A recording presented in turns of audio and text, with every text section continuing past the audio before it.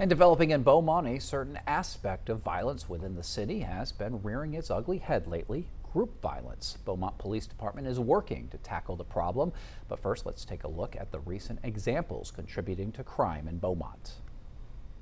In just 7 days, Beaumont police linked 6 shootings across the city to a growing feud between two groups.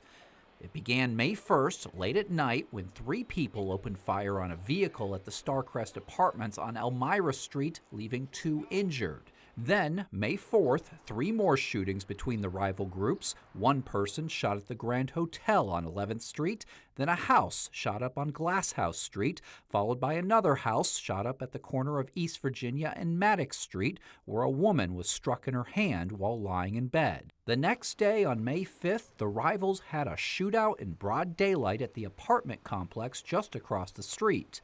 2 of them were injured, and multiple vehicles and apartments were struck by bullets. Finally, on May 7th, the same house across the street on East Virginia shot up again.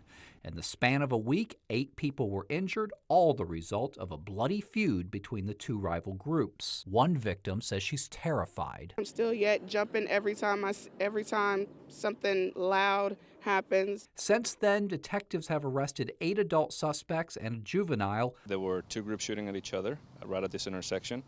There were multiple weapons that were used. Police say camera technology and community tips made all the difference in identifying the suspects and putting a stop to the violence. And here with us this morning is Beaumont Police Chief Tim Oknishek. Tim, as always, thank you for joining us this morning. Thank you for having me, Mark. Okay, so we're talking about group violence this morning. So first of all, you guys made quick work of that case right there. It's been just about 2 weeks since the last incident, and you've already arrested 8 people, in fact, including a 9th juvenile. And now I think you're telling me that just last night y'all have actually made another arrest in this case.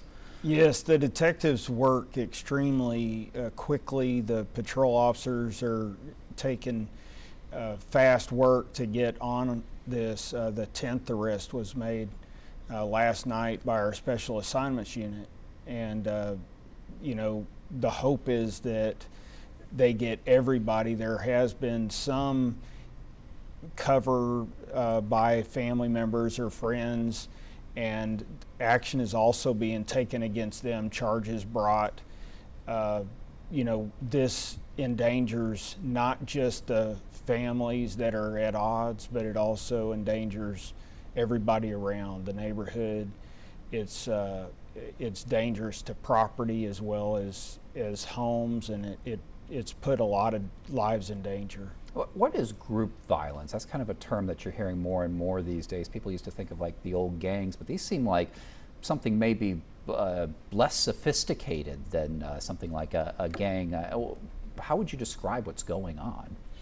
Well, like you mentioned, a lot of it's not formal gang membership, but it's friends and family that are working together. Some of them have become acquaintances during their school classes, and then all of a sudden they get together and they get at odds, and instead of talking through their issues, they're resorting to violent methods of aggression, and some, you know, innocent people, houses, cars are getting exposed to danger as well. Yeah, it's not like they're trying to protect any criminal enterprise they might have going on here. They just happen to see someone they don't like, and they don't mind having a shootout right there no matter where they are. That's kind of how it plays out sometimes.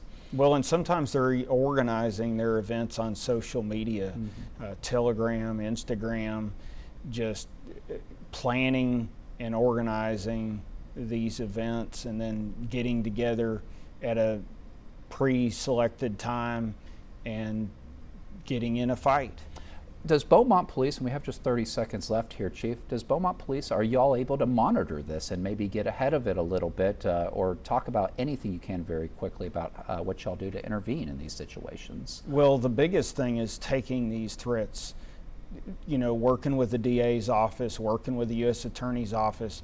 Some of these people will hopefully be out of circulation for quite a while.